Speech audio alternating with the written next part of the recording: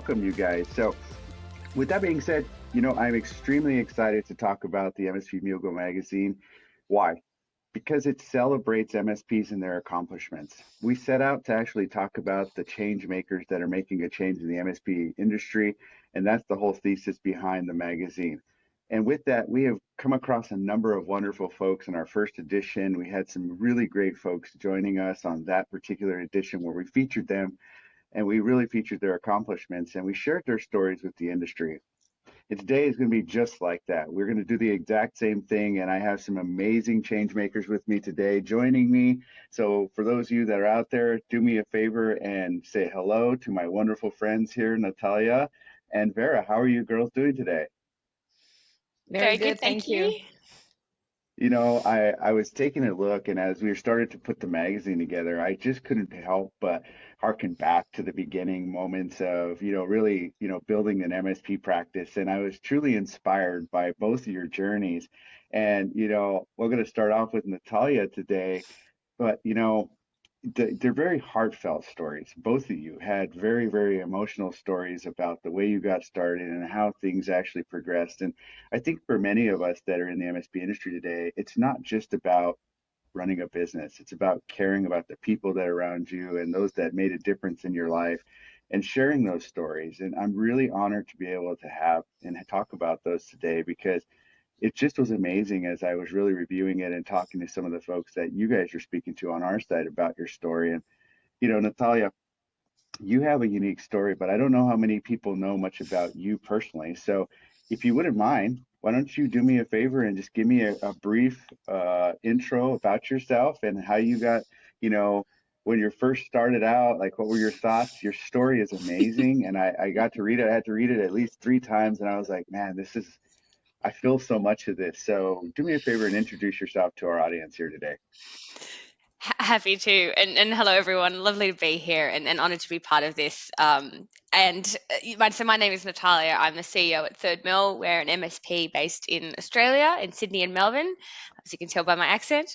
I like to think I am a reluctant participant, but an unlikely participant in the industry and in the channel. I started off my journey in sort of the corporate world in strategy, and my father actually started Third Mill almost 30 years ago now.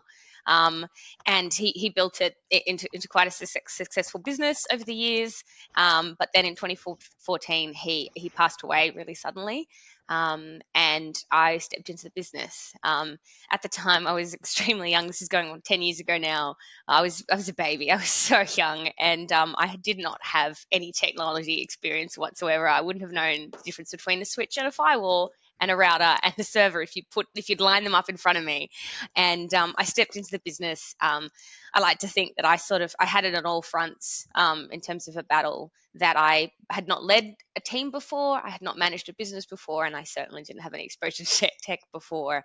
And so the journey over 10 years has been a real challenging one because I had to sort of step into my father's shoes, kind of quite literally in some cases, to sort of run the business. But at the time, it was coming in to sort of turn around the business and step back out into corporate world. But here I am 10 years later. I think the channel sucks you in, and one foot after another, I got where I am today. So very unusual story, I know, and certainly not technical by background, but I like to think it's both my curse and my superpower. Hey, I talk about this often, and I think the journey for many of us is the accidental entrepreneur, right? And so, I think all of us have a certain amount of imposter syndrome in terms of where we started and where if we should be here or if we shouldn't be here, is this the thing I can do or is this something I'm just making up in my head? And, I really loved how you dealt with that battle openly in your story. I hear it coming from you in terms of how you started off, but can you share a little bit about, your story and what it, how it was and, why you decided to share it and maybe give us some detail about some of the struggles that you had outside of, just thinking, can I do this? You know? Yeah, so much in that question. Where do I start? Um, yeah, yeah. Look, exceptionally vulnerable moments, and for years and years, I led the business in the dark. I didn't even call myself an entrepreneur, and I have this.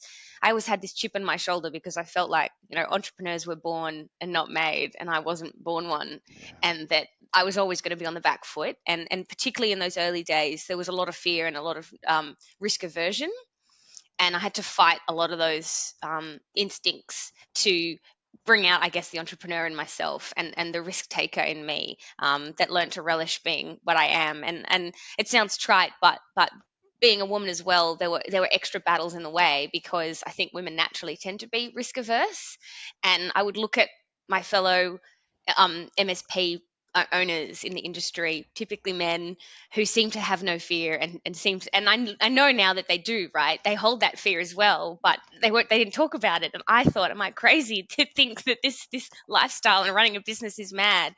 Um, but I sort of learnt to lean into those characteristics, and I guess was born an entrepreneur in the fire of running a business the way that I did. Um, but it was a tough journey trying to fight some of those instincts for sure.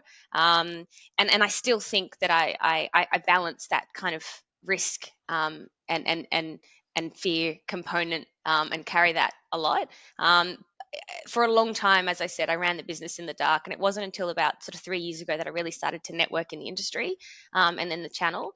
That for me was the game changer because that was when I started to meet other owners and talk to them. And I think I'm just naturally authentic by default. And I started to talk about these struggles and get feedback from other people that they were going through the same thing.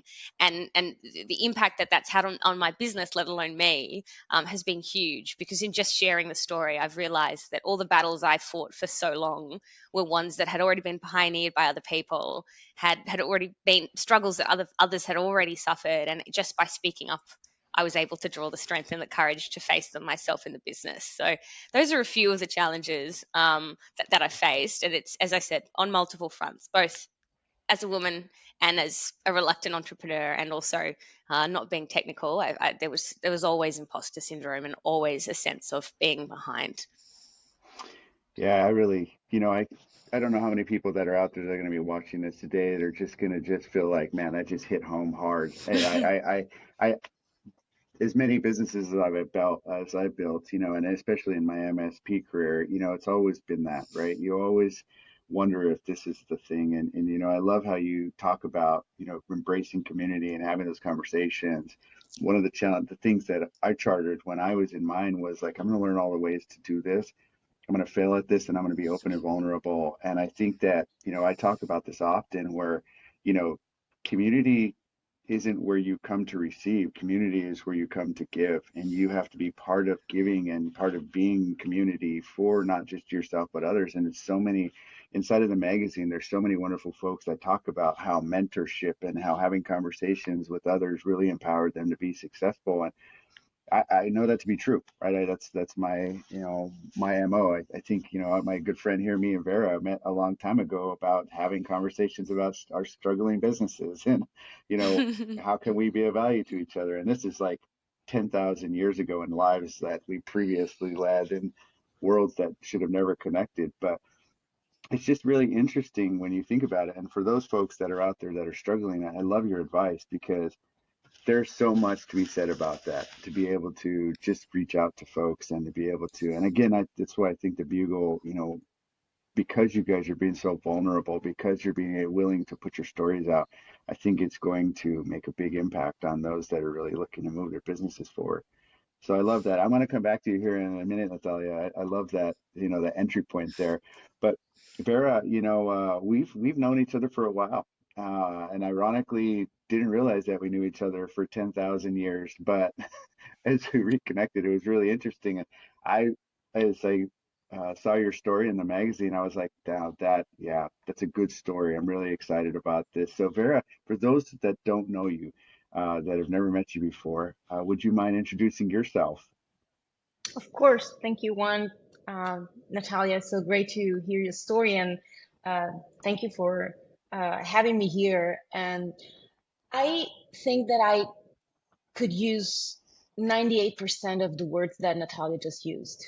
My story is a story of being an entrepreneur by chance. I was not born in a business family. I don't have a technical background. I didn't have a business administration background. I just felt that I wanted to do something for me that I could be responsible for, and um, that could help grow and expand and create some um, some good a good environment for the people that would work with me. So I wanted to do something good for my community and for myself. So I started with attending a school that could help me become a social worker. So I graduated in political science with that ambition in mind. I wanted to help others. But soon in my intern year, I realized that that was not the right career path for me. I felt, especially in Italy, where this kind of job is under the government administration, you have to wait for a government position to open, and you have to apply for it. So it's something that it's completely out of your control, and I felt like I was giving somebody else, this entity, uh, all the power over my life. Um, and a random meeting happened. I was introduced to a person that today is my business partner, and today is my also my husband, but back then was just a person that was introduced to me. And he talked to me about his job as a system engineer. He was a freelance back then. Um, and I often tell the story of our first date where he was talking about his job, and he was telling a story with so much passion and so much vision about how to transform an infrastructure from physical to virtual. And I couldn't understand a word about what does it mean? What is it? And as Natalia said before, I had such a bad relationship with technology. I couldn't understand it. I couldn't rely to it, but I admire that kind of passion and that kind of approach to life. And I started thinking about creating a different life for myself. So I let go of the social worker career, and I started applying to sales jobs and sales positions. And when my then boyfriend asked me to help him build a business out of his job, I thought, okay, let's do it. It's gonna be easy. It's gonna be fun. We're gonna be so free. We're gonna be so rich. We're gonna be so. It's gonna be so great. Uh, It was not. It was not. It was great. It has been great, but it was also very hard. And we are not rich, and we were rich for a long time. And we were kind of free. I mean, in that moment, I felt that I wasn't free as I wanted to be. But now that I think about it, I was way more free than a lot of other people in different jobs and in different career, because I had a white page that I could use to write my future and my destiny on. So it was hard, it was difficult. I second guessed myself for a long time. I still do it. I mean, every time that I have to do something new, my go-to thought, my default approach is, why me? Am I the right person? Everybody's going to realize that I am not the right person for this job. And so all this second guessing, I think it never ends. And another thing that Natalia said before that I completely agree with, now I know that the male colleagues and the male peers in this industry feel the same way, but they never show it. They feel yeah. so confident because they understand the basics of the technology. So when you attend an event and you look at them um, going from booth to booth with so much confidence, so much knowledge, I always think, oh my God, they're so they're so better than me. They're so way more advanced than I am. But then I realized they have one of the components that a business person in this industry needs. They don't have everything, as I don't have everything. And that's the point. We shouldn't think that at some point we are going to have all the pieces together and we're going to be enough, because if we were enough just by ourselves, we wouldn't have a business. We would be freelancers, and we would just work for ourselves. So this is my story. It's a story of a person that wasn't looking for a job in the IT business and found one and fell in love with everything related to it. But back then, we started our business in 2007. There was no such thing as a community. Not in Italy. We were part of the UK business environment. We had a few trips in the US. We attended a few conventions in Vegas. Early days of the MSP model for us, but we didn't have anyone close to us that we could talk to, that we could reach out to, that we could find some comfort in. So things were even worse when we started because we were so alone, and this job brings a lot of loneliness by itself. And when you don't have a community, when you don't have peers that you can talk to, it's way worse and makes everything darker. So it's a very, I think, more common than we believe, that we find in positions that we hadn't thought about before. I agree. And I love it. Like, I think both of your stories are so synergetic for this issue, and I love it because I know that everybody that's out there feels the same way. I've seen it. I actually felt the same way. One of the things that when I was building my MSP, I was like, what are they doing different than I'm doing, right? Like, I'm trying to figure out.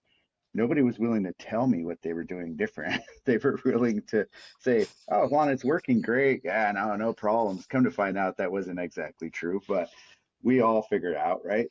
And I love that you guys both have some really solid advice, and I love that you both really leaning into you know being part of the community, and now being even a bigger part of the community and sharing your stories.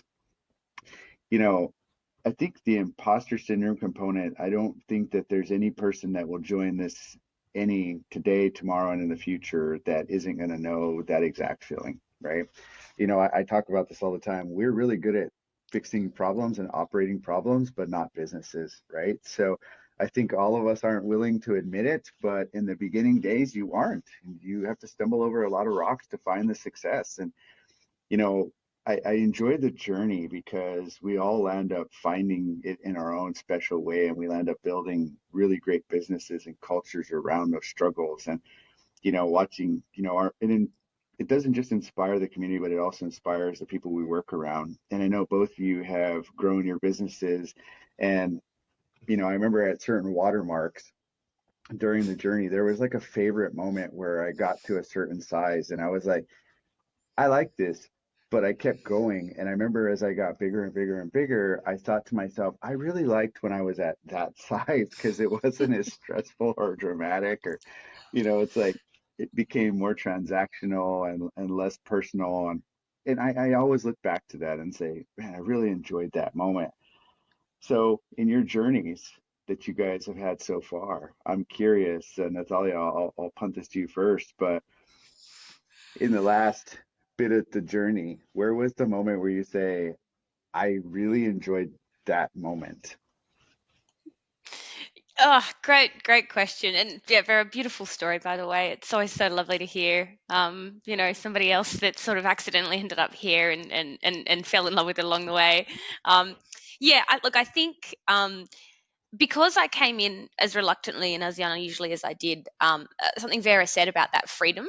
I think I felt in those early years really quite trapped in the role because I came in reluctantly. I had to sort of run the business that my father left behind, and I had this sense of legacy and obligation to the family, to run it. My mother was in the business and sort of supporting her. She's still in the business with me to this day, but I feel like we were in the trenches together in those early days, and it wasn't until the business, we really turned it around and it started to grow.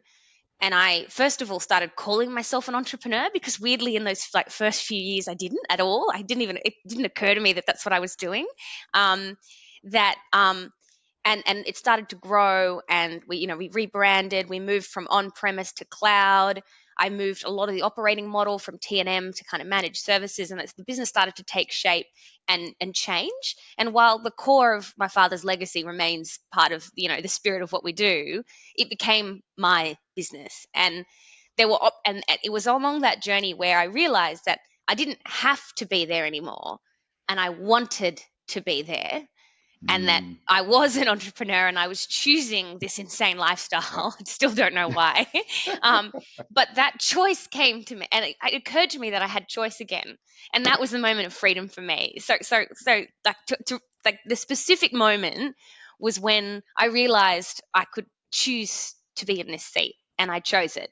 And I still choose it every day now, because I realize that the hard days are hard, but the good days are great, and that I ride Mhm. the entrepreneurial lifestyle now. I'm addicted to the drug, is what I like to say. I got addicted to dopamine.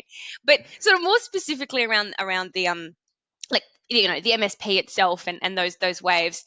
um we really, we were really in this period of stabilization in those early years, where I think because I had one foot out the door, the business as well didn't really grow, but we were Mm, able to stabilize. But it wasn't until just before COVID, where from COVID onwards, where we really accelerated. And I think there was probably a couple of things that happened there that helped a lot, which was COVID obviously helped us mm, fantastically, true. because we, as an industry, all grew together.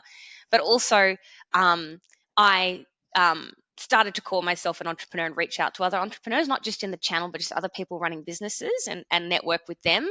And then through the channel itself, start to get mentors, and they started to point out that I was the blocker in growth. So there was this moment where I put a management team underneath me, and I realized that I was getting in the way of the business growing. And as soon Hmm. as I realized that, and I started to let go of pieces that I didn't even realize I'd been clutching so tightly for so long, that yeah, like my role started to change and my role started to shift. And there were some beautiful moments when I realized I just didn't have to let go of I didn't have to hold on to every aspect of the business. So Yeah. I think that shift from sort of running in all the pies to structure and a management team, which is probably around 20 staff, which Yeah. felt really great. And since then, Hmm. like, the acceleration and growth has just been huge, because you start to pull on that flywheel, Yeah. and you start to grow and grow, because suddenly you're not the blocker anymore for everything. So we're probably the two pieces, right? Owning the Yeah. freedom and the choice and the ultimate privilege we have to run our own businesses, right? Because on a good day, it is such a privilege. And then also the understanding the pieces you can delegate, and the pieces that are getting in the way of the business growing, because you are blocking them, you are in the way, and you won't let Hmm. go of them. And that delegation piece was hard for me, harder than I thought it would be. It's interesting, and I think it's not, it's pre-programmed, right? And I remember when as I was, building my MSP, I remember thinking to myself, why doesn't this thing grow? And why does everyone keep coming to me? And I'll tell you something, because you said it, and I actually coined a phrase, and it's called, if the problem equals Juan, Juan is the problem. And I'll tell you what, the more I did that math equation, I was like, I'm creating the problem more than I'm solving it. I think I'm solving it, but I'm actually holding on to all these things. So it's immediately apparent when you start looking at it that way, like, why does this keep coming back to me? And it's like you have to figure out how to get out of there and start running the business instead of fixing all the problems for everybody. It's a hard thing to do, but I love that you found it, because I know then it's like that was a moment for me too. And to your point, even I, right, think about why I do things, right? And I know that I am a builder, and I know that I need a mission, right? And if I don't have a mission and I'm not building something, then I'm not happy. And to your point, I love the fact that you found your mission and that you felt good building it, because I think that you can see those building blocks. And I like to say I create goalposts for teams to score, right? And I love for my team to score. But I think the challenge is that we hear this thing called people, process, and technology. We assume that we can hire people to build a process that will operate the technology in a way or our business the way we want them to do. And I think it's wrong. I'm gonna be honest with you guys. I think it's wrong because the way I did it was I say that I build processes that empower people to operate the technology, which creates great culture, which grows great companies. And if we just change that, but we hear things the other way around, thinking that somebody else is going to fix it and they're going to be invested as much as we are, and we make that mistake for so many years. And you hear it, it's right in front of you where they're like, well, just tell me what to do and I'll do it.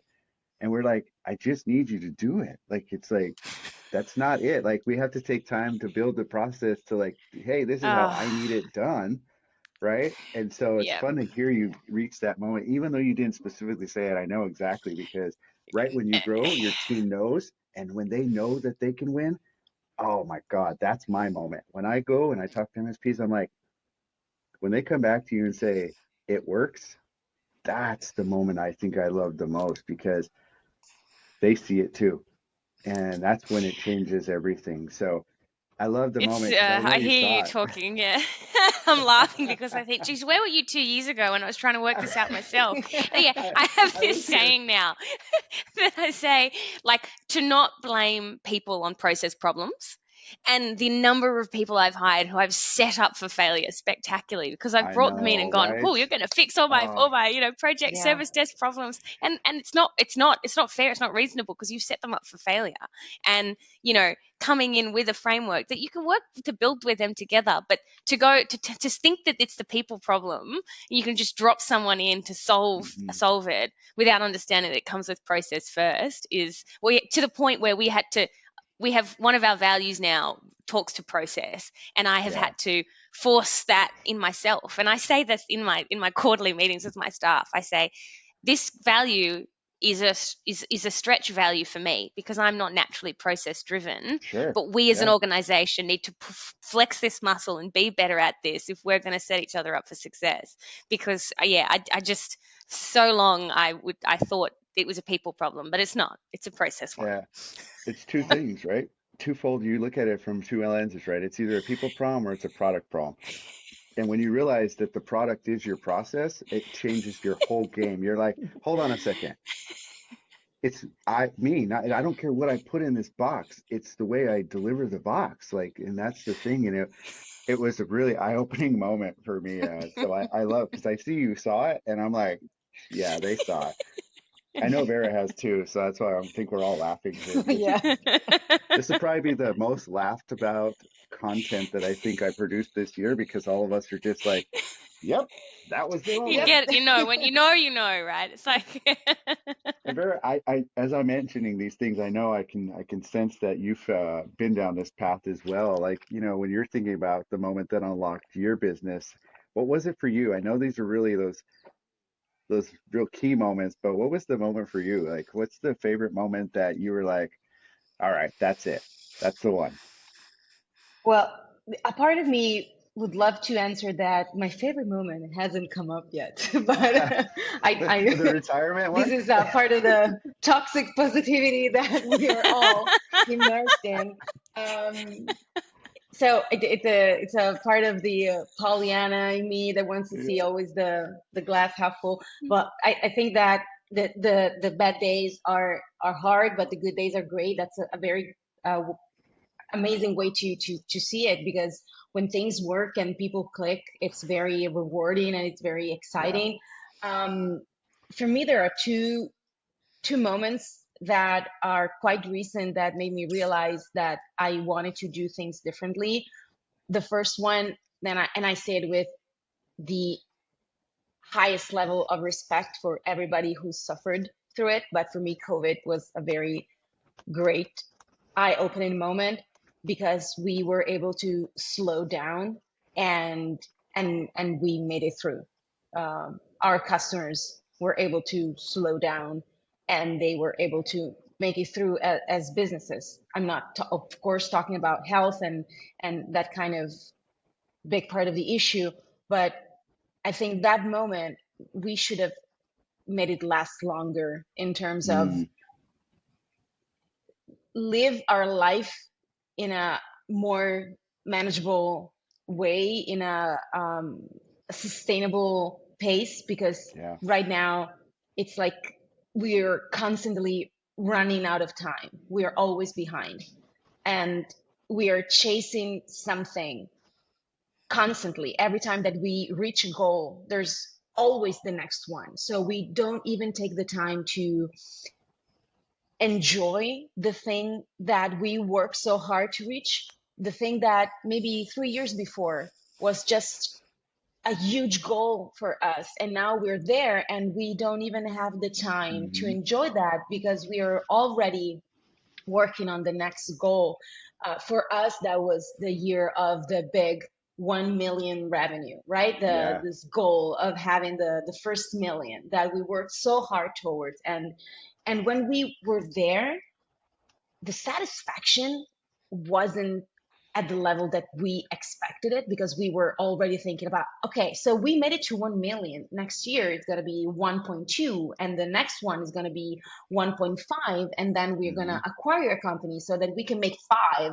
So it's always looking so far in the future that you forget about what you have conquered, and the things that you have actually reached. So sometimes I joke with my husband that we need a little personal lockdown. We need to set up our lives and our schedules with, that moment where you don't have to go out, you don't have to be with people, you don't have to do anything unless you really wanted to, and you can just take the time to breathe and slow down and enjoy life, because that's the only one that we have. Yeah. And of course, it's great to build a business, but I started a book recently that it's the story of an Italian manager, the one that merged the Fiat automobile company with General Motors, and his name is Sergio Marchionne. Is one of the greatest managers of our generation, and he was a fixer, and that's the Hmm. the definition that he had for himself. He loved to fix things. So he took this company that was losing something like 200,000 euros per day, something like that, millions a year. A company that was funded by the government, a very complicated situation. And he made it profitable again. And Mm. he made one of the best deals in the industry of his generation. But he passed away young. And all the things that he had put aside, for another time, for when the deal is done, for when the company has grown from this and that, he was never able to enjoy that. And that's something that I want to remember, that this is the only life that we have, and I want to create something good for my business, but at the same time I want to do something good for me as a person, as Yeah. an individual. And last year, for the first time in 16 years, I was able to take a vacation of 2 weeks without checking my email Yes. for 2 weeks. And that was only possible because the people that I hired in the past were mature enough, they're so smart, they're so good, that they were taking care of everything. And every now and then I would just call and say, hey, how are you? How are things? Everything is good. Go back to the beach, enjoy the sun. It's okay. But that was, I took the time to build a process, and I thought that I was wasting time. Oh, At the time, I thought I was wasting I time know. building the process instead of hiring somebody that could fix the issues. I hired very young people, and I helped them grow at, year by year in a very slow way.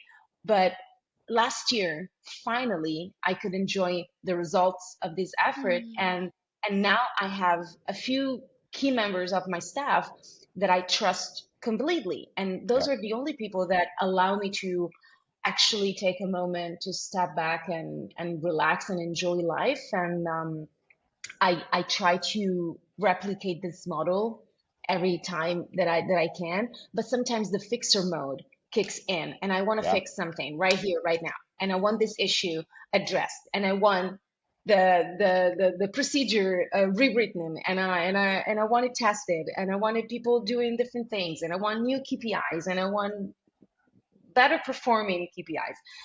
But this is the kind of eagerness that stress you out and Yeah, Mm, really takes me all the fun out of the good days. There's always a cloud yeah, of yeah. unsatisfaction. yeah. No, and I'm with you. You know, I call it, and I even talk about this now. I call it it's a class called quarter in, dollar out.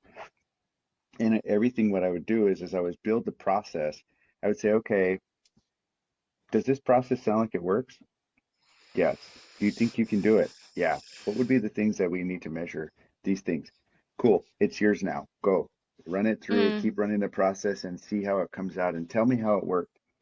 And I would love to see the people go and do it. And I still do it now, right? I still create the process and I'm like, hey, all right, let's run through this and let's see how it works. It's exactly the same model in SaaS as I did in managed services. And so it's transferable and it works in a number of ways. But I love what you said because we are the architects of our life, right? And I think sometimes we run toward, and I used to have a lot of MSPs ask me, Juan, what's the magic number that I need to be aiming for? And I'm like, the one that you want in your life, the happiness number. Like, I can make you completely happy by giving you really bad numbers to make you like everybody else so that you can run to the bottom and deplete your bank account because you're trying to compete on price. That's not mm, the right number. What kind of business do you want to build? What can your employees deliver on? Like, what is that? That's the story you need to tell, right? And it's really wonderful to hear how you arrived at that as well. And I think your KPI was, I need to get myself away. So you have to push yourself and create those pressure systems to get to those goals. And it does take time, and I think a lot of us assume that we can just wave a magic wand because everyone asks me, what's the number I should hit so that I can make money? And what are the things that Yeah, I should sell? And I'm like, that's the wrong question. That's the output.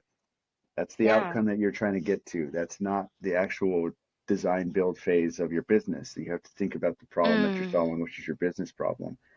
And And so, sometimes we think that other people made it overnight. Like that's not all true though. the successful Yeah, success story that we hear, they're not made overnight, but sometimes I think we forget about it. Yeah. And the one of the things that uh, I am more jealous, but in a positive way, of the new generation is that they have access to resources, and they sure. live in a world where talking about struggle and talking about being stressed out and being overwhelmed, it's okay. And back in my days, it was not, that was not the it was not the environment that I grew up in. In the business community, nobody was talking about the struggles Mm, and the problems and the No. issue and all the things that would keep you up at night. The more you would hide this kind of topics, the better you would yeah. appear to the rest of the world, and that was something that people were aiming for, and that's, it's depleting of one's energy because you're Yeah. faking all the time. When Yeah. things go bad, you're faking it, and so it makes it worse, and you feel ashamed of it. So the Yeah. younger entrepreneurs at least have that on their Their corner. side. The Yeah. Yeah, don't So much of hide, what you don't said. be ashamed. Yeah. Like I feel like I sort of feel like I was kind of just at that end of the that generation that clung to the pride and the not don't talk about it. And so much of what you said resonates with me. I think back on, for me, when I was pregnant with my son, and that journey of having a child and trying to run a business at the Mm, same time, wow. and I hid it from clients Mm, because I was ashamed and I was terrified that they would say, "Oh, well, you've got your mum now. You're pregnant. You're gonna go away from the business, and the business is gonna fall apart because you're not there anymore." And Wow. I felt this sense of shame of, oh, well, like I have to pretend like that this pregnancy and being a mum is not going to change anything to make sure that everyone around me still feels like the business is okay and everything's okay. And, it's not going to change anything. And I have huge regrets from that, because I think I had this opportunity to step forward and say, hey, like this is happening, and work that better. But I was too young and too naive to Yeah. understand that. And so, it was a harder time in my life than it needed to be. Again, getting Mm-hmm. my own way, because yeah, I hid the struggle. I hid how Yeah. hard it was to be a new mum and run a business at the same time, and it was hard. And so now I talk about it because I don't want other women to go through the same thing. But Yeah. now I'm blessed by the fact that I've got, a little boy who, to your point, Vera, forces you to slow down like exquisitely, Yeah. right? I find myself, waking up in the morning and he wants to play trucks, and I think I like look at my schedule and just put my phone down and sink to the floor and play trucks because there's nothing else you can do. And there's this Yeah. exquisite sense of time that children force you to have, that I think if you lean into a little bit, you can then take back to the business and realize how much, the grand scheme of things, what you're really doing it for. But it's all Yeah. things I wish I'd known before. And that Yeah. sense of, you don't have to hide it. The struggle is real, and being Yeah. upfront about it. I wish I'd known all those things earlier. It They're was part of this, you. and yeah, exactly right. And obviously, being a mother and a woman in the channel was made things harder in that moment. But it was something that I know everyone goes Yeah. through, right? Even I, even even yeah. a new father. So, My partner and I were hiding that we were a couple in the first years because I was yeah, afraid of people thinking, "Oh, you're just people there because you're thinking, yeah, Yeah. somebody's partner." And but it was so much harder. But when you mentioned playing with your child in the morning, there's a great TED talk from Shonda Rhimes, the TV creator, and she talks about the fact that she decided to take 1 year where she would say yes. And when her child asked her, "Mommy, do you want to play?" Yes. And mm, that saying yes to things instead of no, I have to work, no, I have to be doing this, no, I have to do that, um, brought back the hum in her life, in her creative process, and in her writing process. So slowing down and saying yes to things that are not productive, they you don't make mm-hmm, revenue out of, and Yep. they don't make sense for the business, but they just bring you joy. I think that's the best way that you can go back to the office later during the day or the next day, and you're going to recharge, feel, yes, recharged Yeah. and rejuvenated. absolutely. It brings me to a couple of points, and I, you girls, I swear, we could talk all day long about this, and I know it's like a kumbaya by the fireplace. So hopefully, it's just bringing value to those that are watching and those that are watching the future. But one of the things that you mentioned, which I thought was really interesting, and I remember this, when I thought back to it in my business, as I was starting to tool through it, you know, I decided that the business that I needed to run needed to be the one that I wanted to run. I think, Natalia, you synergized with that, and Vera, you as well. You know, it needs to work for you, but at the same token, it needs to work for them. I talk a lot about employee success journeys and making sure that our employees are being appreciated and, celebrated, Vera, to your point, and allowing them to be the winners. And I often won't take credit by any means. I think my favorite title was CEO, and it was chief encouragement officer, right? Because I don't need this. I'm here because I need you to be successful, right? I need this to work for you and for our customers. And just taking that different approach to the way we actually look at it is important. And I love the fact that you girls and the ladies are at this moment, because I actually started a book called Defining Time and Success Before It Defines You. And a lot of times we allow our hunger for success to drive us insane, right? And we oftentimes forget about it. And I want to give you something, because in one of the chapters I wrote about where do you invest, money as a time as a currency. And if you think about 8 hours or 12 hours of a day, and you have $12 in your hand, and you take this money and you actually put it into areas like, okay, I worked on this during this time, and this on this time, and this on this time. One of the hardest points of that chapter was realizing that when I was growing my business and my children were young, that my children had the same $8 to $12 in their hand, and they sacrificed their money and time waiting to spend it on me, and I gave them two of those dollars a day, right? And so when you think about where all that time went, it was like, God, it was, I spent it in so many things that weren't necessarily the things that I thought I was working toward to create a greater, better family and to spend more time with my kids. Like I was doing the complete opposite. And so to your point, Natalia, I love the fact that you're taking the time to be cognizant of that one extra dollar or that one extra hour that is like their entire day, and it will change their lives forever. I had to apologize to my girls after, and I was like, I realize now the sacrifice that you made, even though you don't let me remember it and you try to put it down and you don't let me think about, you're just like, oh, we love you, Dad. You worked so hard for us. And I'm like, that's what I want you to say, but that's not what you feel. It's like my dad wasn't there. He was always working and I really needed him at certain points of time. That's what you feel. And it's such a moment where I think that you ladies have tapped into because you guys are aware of it now, which is well in advance of where I found it. So for anyone that's out there, I tell this story all the time. Someone reminded me recently while I was at ChannelCon, and they said, Juan, you're doing it again, bro. You're working as hard as you can, man. Make sure you're taking care of your family because they heard my story and they say, we see you working hard, buddy. And we just want to make sure that your family still remembers. And I'm like, it's a good point. I am taking a vacation and I have it planned. So, like I don't have to do those things anymore. And none of us do. We just assume that we have to.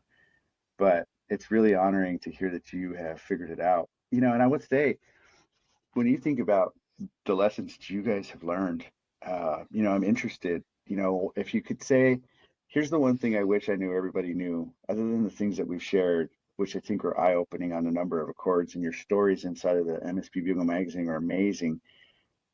What would be the thing that you want everyone to know? Natalia, I'll let you punt this to you first. It's such a good question. We've talked a little bit about the community and the channel, and I think maybe I kind of want to double down on that one, which is through it's incredible how many networks you have access to already, particularly through vendors. And I will say, like, it's surprising how much. Like, I tell this story of how I actually came in to start to know other MSP owners, and it was because I think I'd reached a point where I was just done, and I was sitting having coffee with a vendor, and I'd been to an event, and we were just having coffee, and I was like, I don't know another MSP owner. What am I doing? And he said to me, "What are you doing? Like, join this peer group." Like, he looked at me like I was crazy, and I went, "Oh, okay." And then a month later, I was sitting in a peer group room going, "Where have these people been all my life?" And so, I think there's two things in there, right? One is, I think, the vulnerability piece, which we've already talked about, which is talk about the struggle, and don't, Yes. like, sometimes you have to be the first one to say it, because everyone else in the room is feeling it too. And if you have that vulnerability piece, then you'll find other people respond. And the second one is, lean into the relationships you already have like, particularly through vendors, but undoubtedly through other people in the industry as well, because you will find the connections, the conversations, and the peer groups that you need to get you through it. This is a team sport, running these businesses, and yeah, since that moment, I have lent deeply into, through the vendor and my fellow MSP relationships, and gotten so much out of it, and built a bench of champions who support me at every moment. I wouldn't be here without them. So yeah, the network that you need and the support you need is already there. You're probably just not utilizing that, because you haven't thought to reach Yeah. out and had that vulnerable moment with them to say, "Hey, I'm struggling. What can you help?"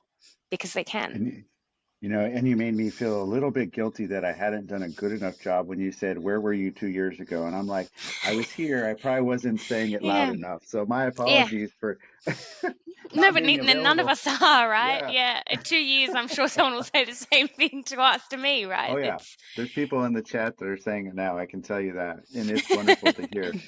So, Vera, where Yeah. is what's your thing that you want to share with everybody? I know that we've covered some ground today, and we probably could have wrote at least 3 magazines and possibly 2 more books on top of what we already are writing. But what's your thing that you want to share with everyone today? I think that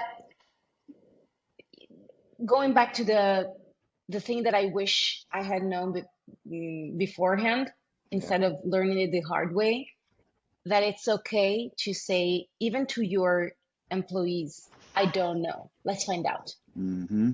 I don't need to have all the answers before I enter the room. It's okay for me to say, do you know it? I have this idea. Do you know how to do it? If I don't know it and you don't know it, let's find somebody that knows how to do it. Instead of thinking that, as one of the owners of the business, I was supposed to know everything beforehand. So I would do my homework before going to a meeting to make sure that I knew everything that was going on. Um, so this is the thing that I think it goes back to the vulnerability, the not knowing, the not being the most competent person in the room. It's something that is actually a good thing for your business, but sometimes we forget it and we want to be the know-it-all, the fixer, the person that comes in and has a solution for everything. And also another thing that I learned is that you don't have to wait for everything to be perfect to go and build the business that you want. Because if you wait for that perfect moment, the perfect bank account balance, the perfect team, the perfect process, the perfect tool, the perfect everything, there's no such thing. So what I always say is build today the company that you want to have tomorrow, even if it's Mm-hmm. not perfect.